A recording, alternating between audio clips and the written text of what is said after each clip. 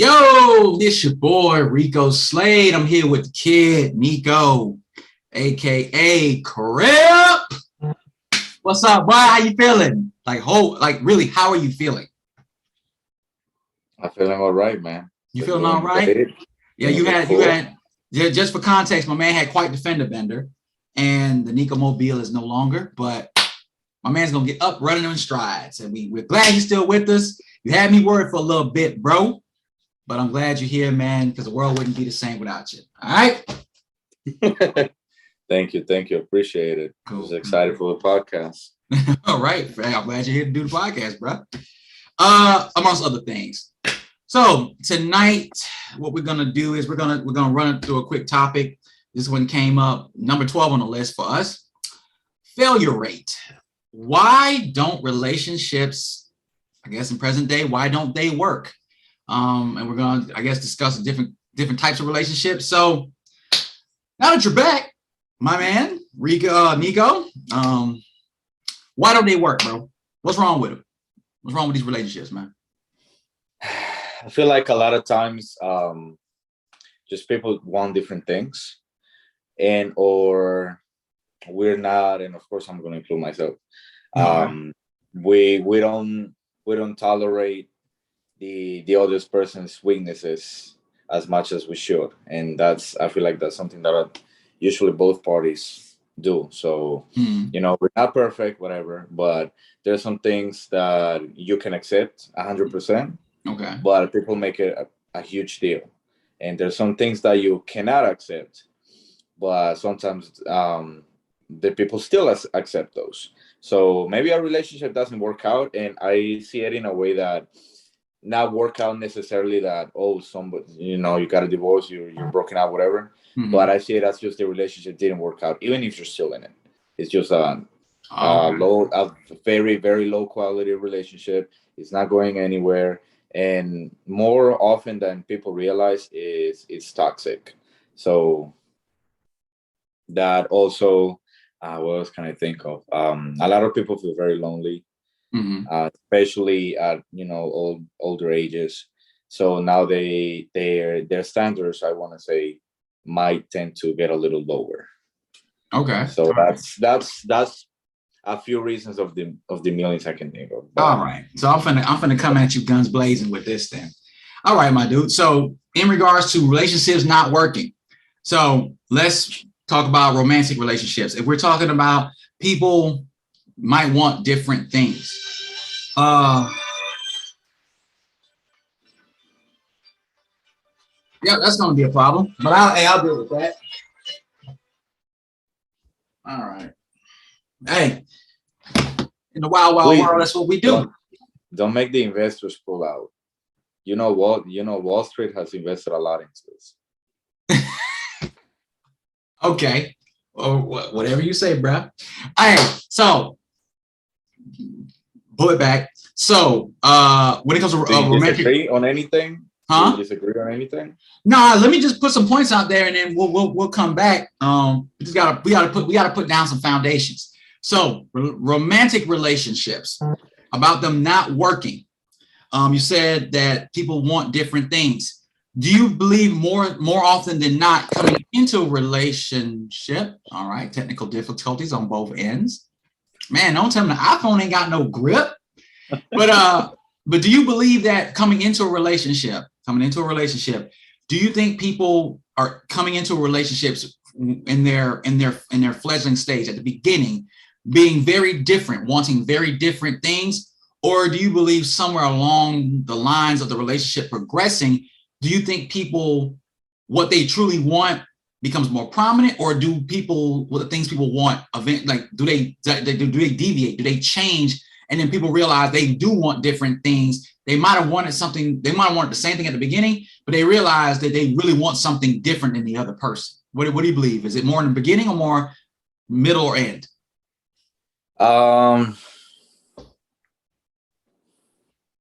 I believe and I don't think it would be the majority of cases, but I would say it's maybe at the beginning. Okay. Because I mean, hopefully you know yourself to a pretty good extent. But what happens a lot of times is, you meet someone new, you're excited, you're in the cloud 9 stage, and you tend to give in a lot. Mm. 'Cause, you're knowing the relationship, this and that, and you tend to, I don't want to say move away from who you are, but you tend to be a little bit more Accommodating. open-minded. Exactly. You tend to be Mm. way more accommodating. But usually you want the things in life that you've always wanted,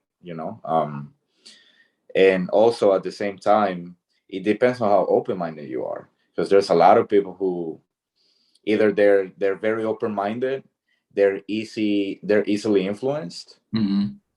or they change their mind a lot. So Indecisiveness. so it's many things, but I believe for the most part people want what they want. Sometimes they're confused about it, but you kind of want what you want. So hopefully people can realize that Uh-huh.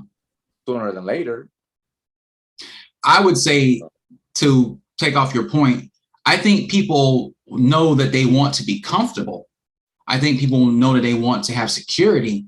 I don't think people really know what they specifically want. They know they have an idea of what they want, how it feels, and maybe the space that it's in. But people don't. I don't think a lot of people know exactly, specifically what they want to achieve, what they want to acquire, what they need to do to acquire those things. And when it comes to relationships, what I know a lot of people want is they want something they're attracted to. They want something that feels right, that feels good to them, and is pleasurable, and also hopefully is fulfilling. But they might not know they might not be willing to accept the aspects of the work that comes with that. They might not want the difficulties that come with having certain things. It's just they got big eyes. They know what they want. They know the feeling that they want, but they don't know specifically what they want. I want a car, but when it's like, okay, well, do you want a Honda, a Hyundai, a Hummer, or do you want we want a Lamborghini? Uh, I know I want a car, but if I had a choice, I want a Lamborghini. Can you drive it? Can you handle it? Can you afford it? Oh, well, you know what you want. You want a vehicle. You want to get from point A to point B, but in the midst of wanting the best, there's a lot of other factors that come with that. So in regards to accommodation, I want to ask you this. Is there a difference between being accommodating and compromising your position, compromising yourself? And say you dating, you're courting someone, you can accommodate someone, but you can also compromise that. You can compromise with that person, but you can also compromise yourself to be in that relationship. Is there a stark difference between being accommodating and compromising yourself to be in a relationship? Yeah, I believe so. I think it's more of like a spectrum.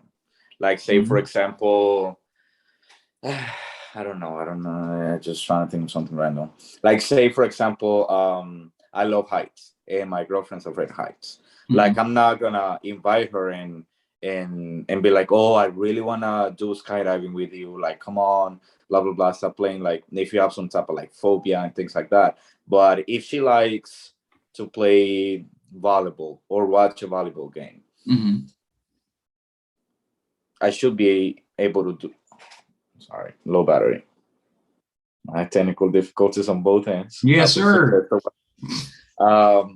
But however, if she wants to do, if she likes to play volleyball, and I think volleyball is super boring, or baseball, absolute most boring sport in life. But we can talk about that later.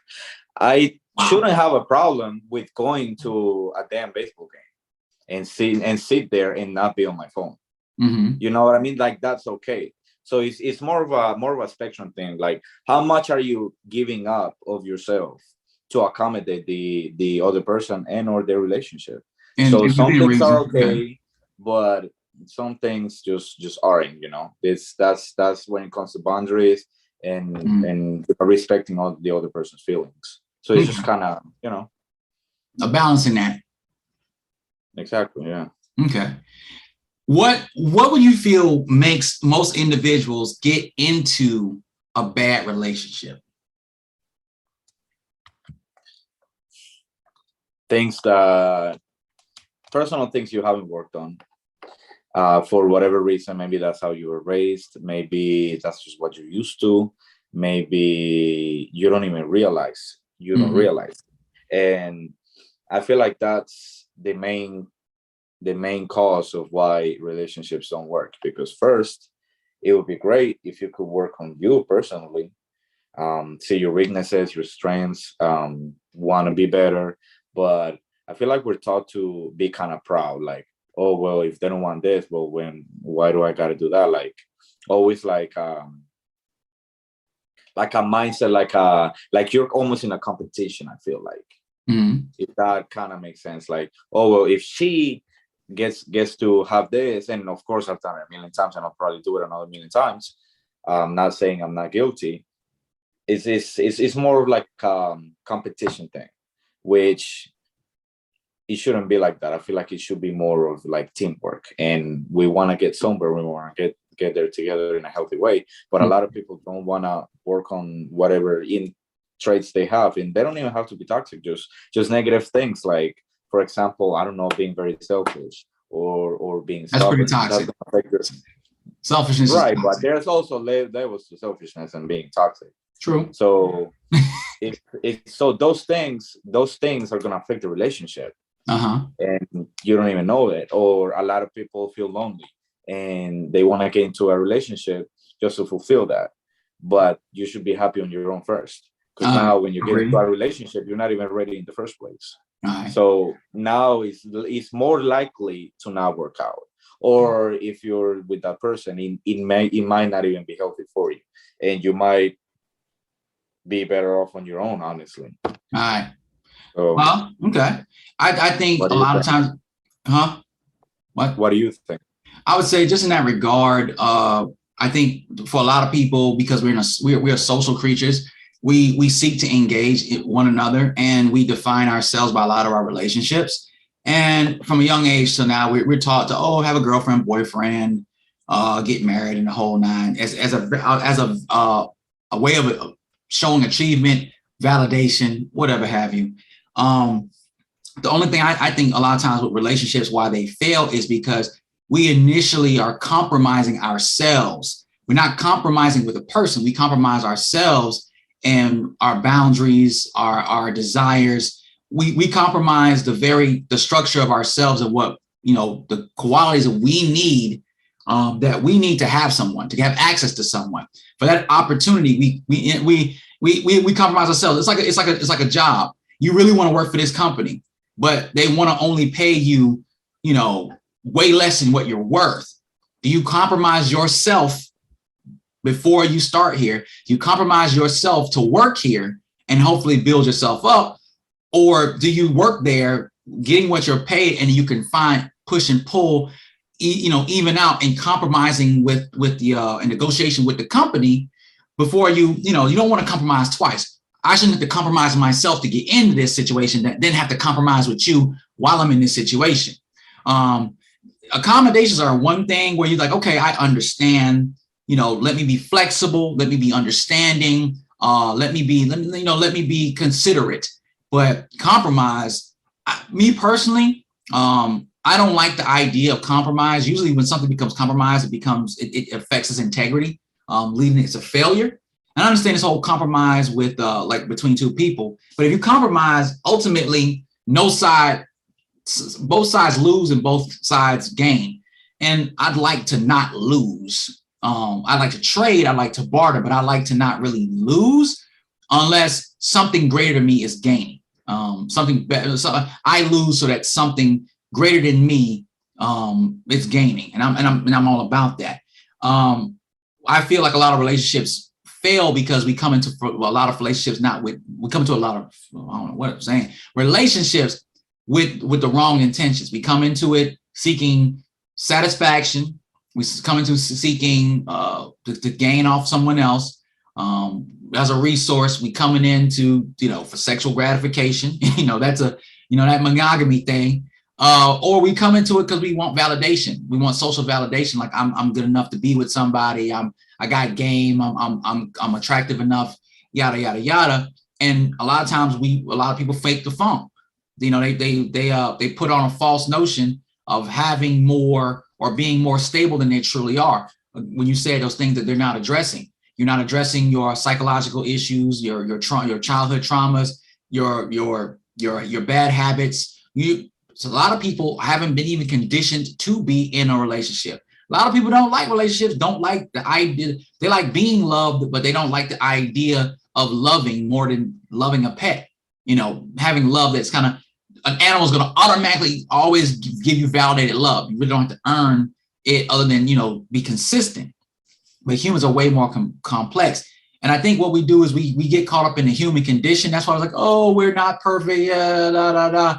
But we're conscious and logical creatures. We can initiate and we can put things into practice, which allow us to be consistent. I just know that when you're not conditioned to be in a relationship, when you're not conditioned to be a partner or be relationship or marriage minded, it is really difficult to play a role that you've never studied to be in. Feel me? Yeah, or you were like never ready in the first place. I feel like most people, of course, including me, whatever, and like it's important to work on yourself first, and or if you're with someone, try to work that out with them, because I feel like the whatever like imperfections we have, we're kind of taught that, oh, that's okay, and that's just how I am. I'm not perfect, and that's completely fine. So that mindset is very, very, very, very negative, not just on you, but on you, the person you're with, the whole relationship, whatever next relationships you have. Because there's things we can't control, but I feel like if people thought a little more about, let me be a better version of myself without changing. I just want to have this great evolution. Can you be a better version of yourself can you be a better version of yourself without changing? You can be the same person, just a better version of yourself. Yeah, but you're going to go through some transition, some type of change, some type of metamorphosis. You still be you, essentially. Oh, sometimes you can completely change. That's what I mean.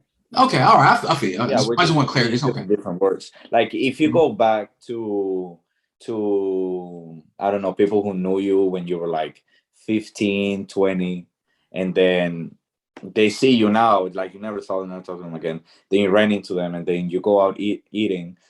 I know you've matured a lot, and you're this much greater person. You're more intelligent, more experienced, more everything, more better at pretty much everything. They're gonna say, "Oh man, he's never changed. He's a mature man. I'm happy for him. He's come a long way." But man, that's the same old shadow. Yeah, I feel like you're kind of the same person. You're just better. You're more mature, but more experiences. You. Yeah, right, exactly. But a lot of people also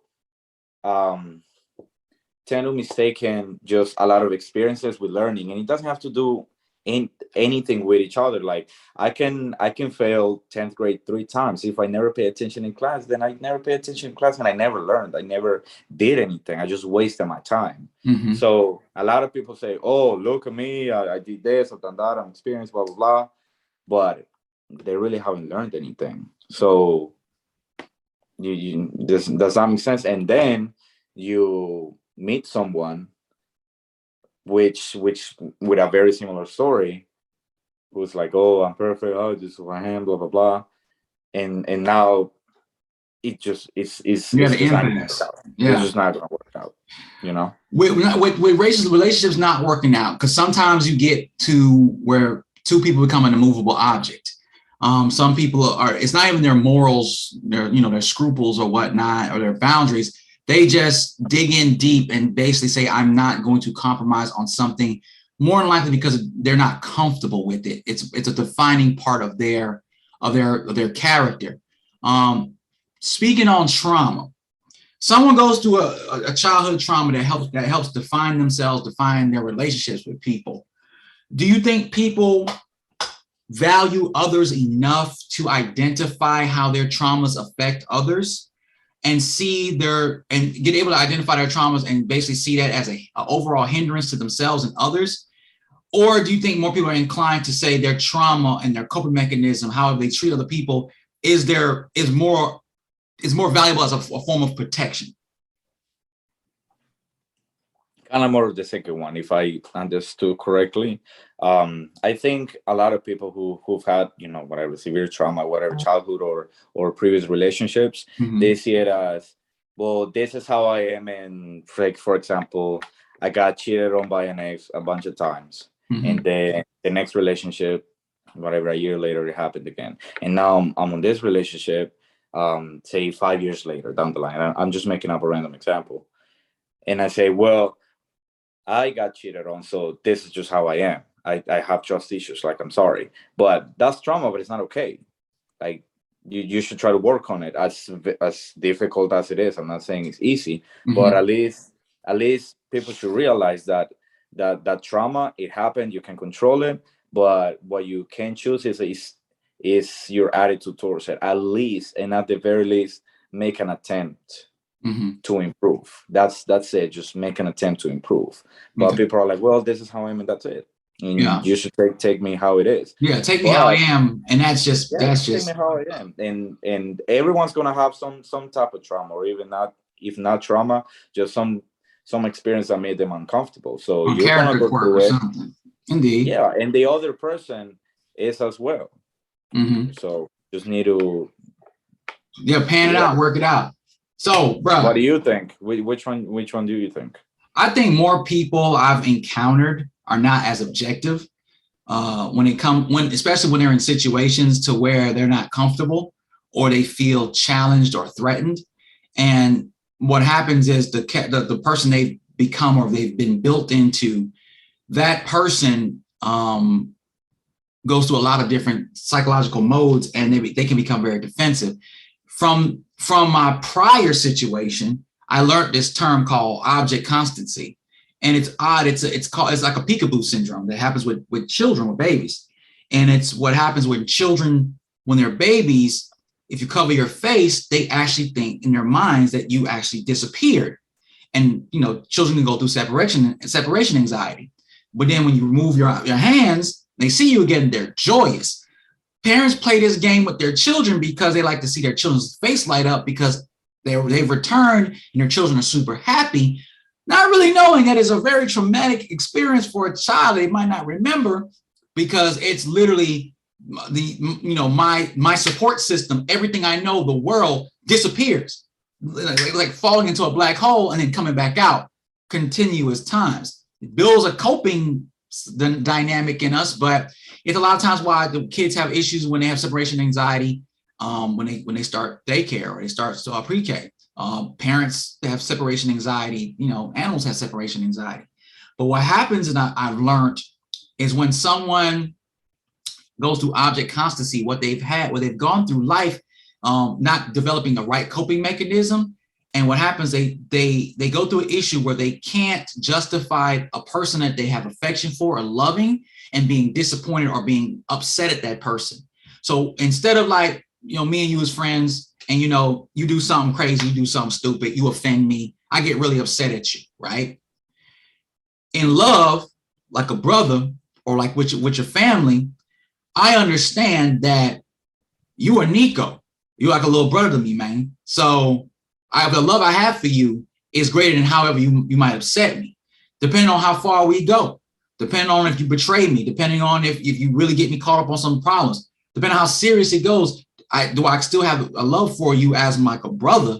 But if it doesn't even go to that extreme, I can separate to say, this is my brother Nico. I roll with him, I rock with him. He's always been a good dude. And even though he made me upset, I can understand that this is him separate from his actions. Some people can't cope with that. Some people can't have two people in the same space. Like I can fathom being upset at the person I love. So what they do is they separate it. And what happens is you go from being the person they love, and now you become an object of their hatred, because they can't cope you being the two people in the same body, same space. So that's where it almost is like a polar split, to where you go from being bae and love and all of that to that person verbally abusing you, physically abusing you. It happens to children because a person doesn't know, they don't have the coping mechanism to say, while I love you, I'm upset at you right now. I'm disappointing you right now. And I have to work through that. When you get in an argument, that's the person that will call you out your name. That's the person that will like throw throw the secrets and throw things get said in confidence in your face. That's the person that will pull any dirty trick. That's where I hear a lot of that. And a lot of women say this in regard, and initially up front, things you should listen to. Oh, I can get real disrespectful. Oh, I'm ruthless. I'm cutthroat. What a person is telling you is that they have a terrible coping mechanism to where they don't know how to mitigate themselves if they get upset. That's a big thing I've learned recently in regards to why some people can flip the switch. And while you were bay and boo hours ago, if you get upset or they get frustrated, you literally, it's like Jekyll and Hyde, you literally become someone else, and they will curse you and your mama out behind that, because they can't fathom mentally that you can be the same person. You can be the person they love and be upset. A lot of times that's what a lot of people, that's what they end up abusing their children, because when their children upset them, the object of their love turns to the object of their hatred. They abuse their children, and then they later on they realize it, and they say, "Oh, but you made me mad, and when I get mad, I get like this." That's completely unacceptable. That has to be addressed. There's a lot of people, and it's like I said, it's a coping mechanism, a flawed coping mechanism from your infancy that you put together. Just kind of like how it's really an issue with abandonment, a really big issue with abandonment. But like coming into relationships that I find that when they don't work, when I see stuff like that or hypocrisy, a lot of the red flags are there. But we don't even accommodate them. We compromise to be in a relationship with someone. You're a human, the human condition. I'm going to accept you because you need love. You deserve love. Okay. You probably deserve love, but you don't deserve and I deserve to give love too. Huh? You said you're a human and you deserve love. And I'm saying in this case being you saying I deserve to love also. No, before I get to that, everybody is always reception. We are consumers. Say, oh, I'm giving you love because you deserve to receive it, right? Right. It is a great feeling.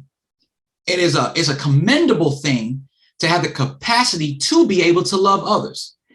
But it takes practice. It takes realization, because we can say we love, but it's obsession, infatuation, admiration. We look at things as objects.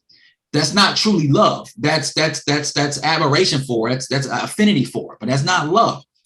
That's a whole nother conversation. But what I find is people are just going through a lot of emotions for validation. There's some people who can't be single.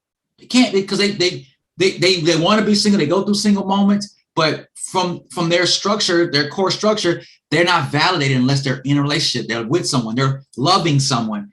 Not even they're being loved by someone, but that they're investing in loving, because that's a validating factor. Yeah. And to them, it feels like hell. Huh? To them, it feels like hell. To the person being loved, or the person loving? To the person who is now single. Oh, yeah, it can feel like hell being alone. And even if they understand it, because even if they understand that, like, I need to self-heal, I need to be that, they're constantly thinking about I'm such a good person. I need to be with someone. I need to give somebody an opportunity to love me. Mr. Right is out there. The one is out there. Neo is somewhere floating around the matrix, just waiting for me. Okay. All right. But Nico, with us being both in psychology, and I can't even say, getting it right, but we've compromised, at least I can say I've compromised myself. I've compromised my safety. I've compromised my security. I've compromised so many things for a learning experience, because just being the way I've been. But I look at, like I said, realistically, why a lot of relationships don't work is because they take work. They take an exponential amount of work to make them work. And we have so many opportunities. There's so many options. Well, this one don't work, I'll just get another one. Somebody else will date me. There's somebody to look at. We're in the opportunity mode. I can always feel another opportunity. I can always put another application out. I can always fill out another resume. I can always put up a wanted ad. I can always do that instead of working with what you got. I can always shuffle the deck. I can throw the deck away and get a whole new set of cards. And too many of us think like that. Now we think like that because because of dealing with problematic behaviors, a lot of us, we're not geared to deal with problematic behaviors. It's not our jobs to fix people. It's people's job to fix themselves and seek proper help. We're in a healing mode. We're in this healing time. But a lot of people don't feel like there's anything wrong with them until they hit the wall and, and they realize, oh man, I really had a really good situation. They might go through the process like, oh, really? Well, it really was my fault. And then it was like, well, maybe it was kind of my fault, their fault. And then later on, it's like, man, you know what? And a good one got away, man. I really messed up. It'd be like that, but it takes a lot of times of being objective and taking time to really reflect and look at yourself, because you're with yourself throughout this entire duration. You can really get time to really look back and be like, man, what was my real role in that? And a lot of people don't. That's not the first place they go. They don't. The first place after a breakup, most people do not go after they break up with someone and say, man, what did I do in this situation? Unless they feel wrong. How do I let myself get in this situation? How do I let this person do me like this? A lot of people don't say, man, why did I pick this person? What was I thinking? What was I looking at? Where was I wrong? What did I do? The person was decent. I shouldn't have did this. I shouldn't have did that. Most people, I want, but they don't say I did. A lot of people ain't like that, man. Hell, I wouldn't like that. And let's just be honest. 9 times out of 10, no one does that. Not till you hit the wall. Not till you really hit the wall and you have a time to really reflect. And you know what we didn't forget, which is like one of the main points. Yeah. I'm low-key disappointed. No, neither one of us brought it up. Communication. Oh, what we doing right now? You know what? I'm gonna say this in regards to communication. I'm a talkative dude. I am. Yeah, I need to charge my phone. I really try to do my best to communicate, but I know I'm not a big person on disclosure. I'm always the kind of person that I respect someone who asks the right kind of question, because when you ask the right question, that means, at least for me, you're knowledgeable enough to know really the direction of what we're doing, and also it shows that you value the content of and quality of the conversation. But when I get the run-of-the-mill baseline questions for someone to feel secure in themselves, or the insecurity questions, I really don't. A lot of times I don't answer those questions. So I've learned, I'm not talking about my past, because there's nothing you gonna do with it. Unless it's a significant risk. Unless it's a significant risk. But those days, I'm not offering you. I don't mean talk about your past. I mean talking about. But no, it's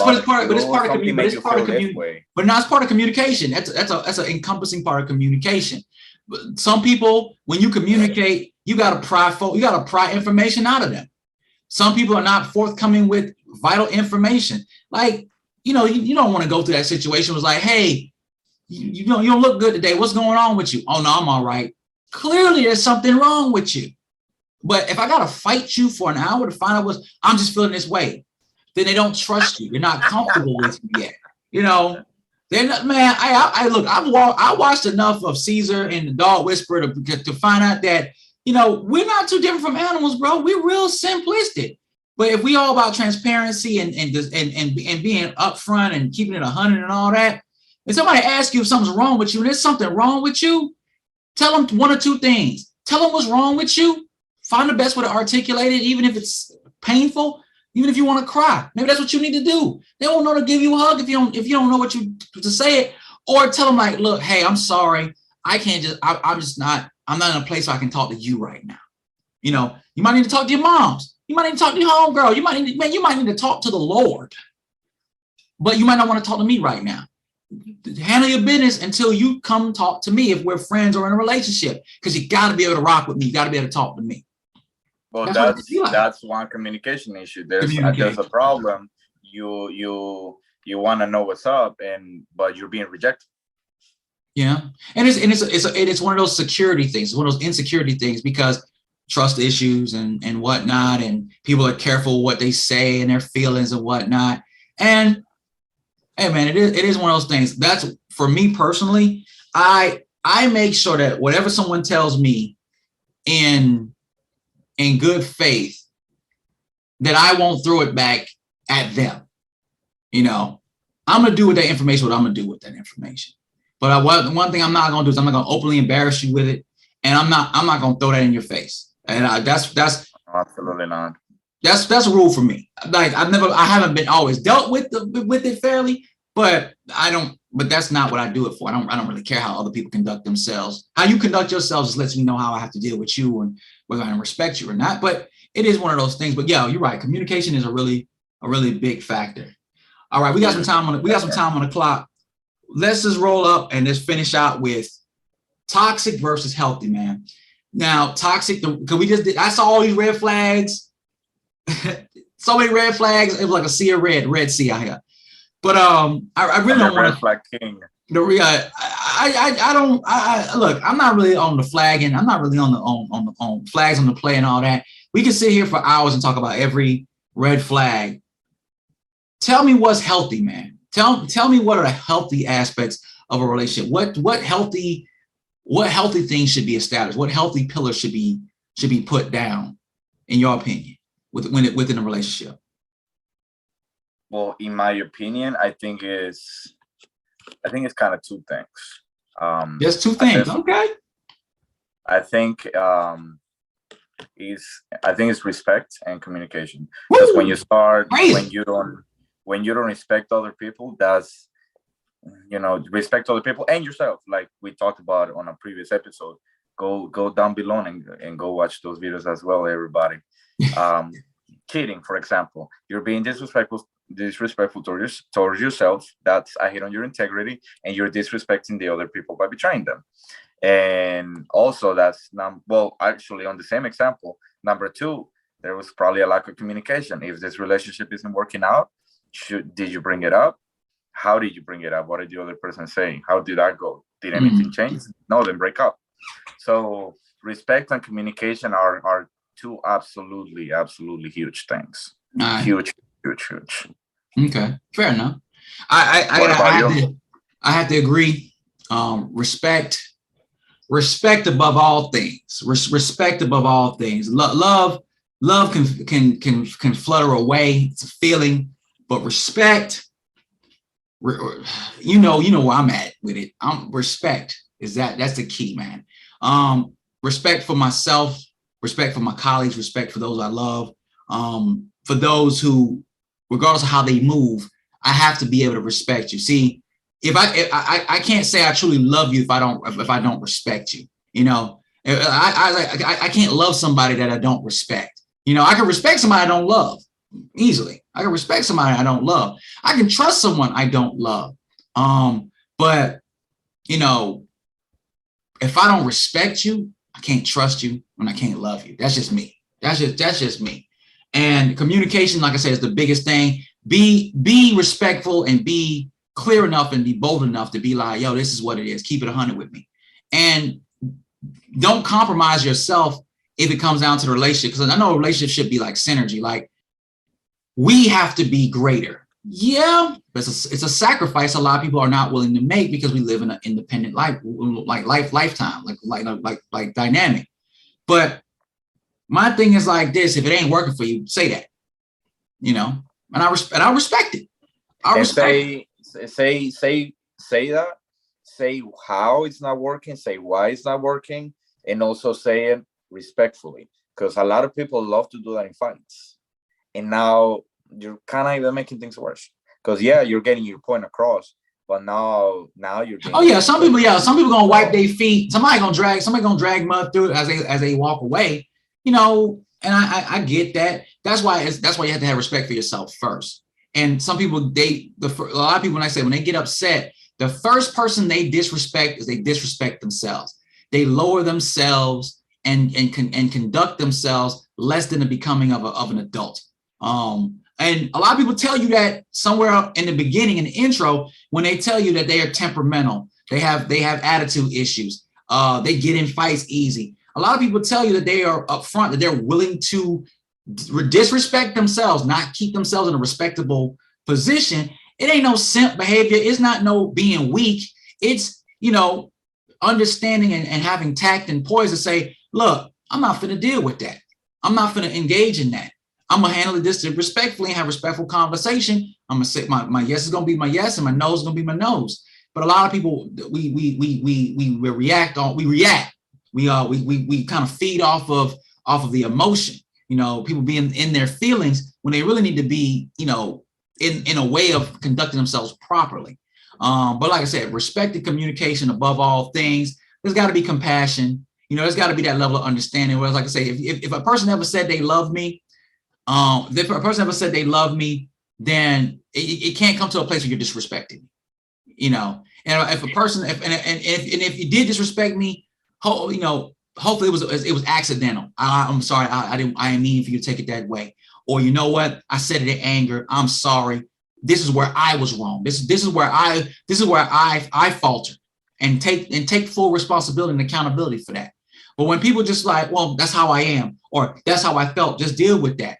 Oh, you're gonna stand on that disrespect. Oh, okay. All right. That just changes your and I's dynamic, because you'll stand on your disrespect. You value disrespect more than you value me being respected as an individual. You can't love me. You can't love me on that. You can't. You love your negative ego more so than you love another person. And I actually don't want you to love me in that case. yeah, I'm like, all right, well, and that's cool if that's how you are. But with respect to myself, I gotta hit that dough back there. You know, I gotta break. I'm gonna respect you on that, because hey, Kevin Gates was said, man, hey, I'm gonna give respect because I demand respect. I expect respect, and I expect nothing less. And I'm respectful in that situation. I might not like you, I might not rock with you, but I'm gonna respect you, because I don't want no problems with you. Because I don't want that thing to escalate to that point. And that's in anything: romantic relationships, friendships, you know, business relationships, whatever. If we got to bow gracefully, it's bow gracefully. Like, man, it was a good ride. Hey, you know what? Keep your head up, do your thing, and you can feel how you want to feel about me as we walk out. But that's what it is. I think communication and respect are pivotal. Compassion, the willingness to be understanding, be flexible, to accommodate, but don't compromise to get into a relationship, to only ever have to compromise to be in the relationship. That's just, you're suffering too many losses in that situation. You're going to start becoming someone that you weren't originally coming in. You should be able to grow, but you shouldn't be forced to fit inside of a shape that's not meant for you. You know, you should have a space when you come in that's going to force you in certain areas to grow, but you know, you're gonna have certain boundaries going to keep you away from committing certain things, certain disrespectful things, but also enough room to graze in the pasture for you to grow. So it's a little combination, a little balance of both, or not both, all these things. But that's kind of like where I would say that is in regards to like having a healthy relationship. Haven't really had that experience, and I'm definitely, for my end, my 100% I contribute is definitely to blame in my past failures. But I respect it. You know, I respect those who rock with me over time. I got nothing bad to say about the people, those I had relationship with, friendships, whatever. You know, they might have bad things to say about me, and that's cool. They entitled to that. If I did what I did, I did what I did. If I didn't do it, then I probably could prove I didn't do it. But hey, it is one of those things, man. But it's just one of those. It's just one of those aspects that if I had no problem with the book being opened and someone sitting, I can sit across from all of them and be like, all right, feel how you feel. You know, say what you finna say. I'll take it on the chest. But I got some things. The South got something to say. So it is what it is. But to wrap it up, man, what about you, man? What for you in regards, like looking back on your relationships and what you contributed to the relationship and who you dealt with, you know, do you feel that you're in a position to where both good and bad, do you feel like you could look at each individual you've ever dealt with, friendships or whatever, and say that it was a good run, you had a great, you had your experiences, and you took more away on a positive note than a negative note, and you can speak well on those that you dealt with, and vice versa? Do you think that people that you dealt with from before could be objective enough and respectful enough of you now to speak well of you now? Yeah, absolutely. And I'm pretty proud to say that at least in this last relationship I had, Mm-hmm. that ended up actually almost exactly a year ago, I was way better than the previous one, and then from that one, I was better than the previous one and the Okay. previous one. So So incremental yeah, gain. I've kind of come a long way. Like if whatever the first person I was with, which I'm actually cool with, if we met now, it would be like a completely different, like 10 times better relationship. Because you kind of grow, and I'm always interested in just learning and improving. I Uh-huh. don't know, it's just fun. Okay, it's So just fun. it's fun to have a crappy relationship and 3 years later have a way better one. That's just kind of how it felt. You know. That's great. That is great. I'm glad. I could say something here and kind of like, looking back. But hey, different strokes, different folks, man. Different strokes, different folks, man. I can say you've made definitely a lot of gains in the beard department, because when I met you, you couldn't do nothing here, bro. You was useless in the beard area. And now you coming together, bro. You coming together. You're trying. We were talking about evolution. So what do y'all think? How were your past relationships? Is my beard good? You guys like it? Is it even a beard? Is it a mustache? Is it a what is it? What's the reason relationships don't work? Is Rico right? Am I right? What did you do to make your relationships work out? What did your past partners do that was wrong, that made the relationship maybe contribute to not working out? Leave it all in the comments. Hit the like button, comment, subscribe, share it with all your friends, and we'll see you in the next episode. Right on, bro. Right on.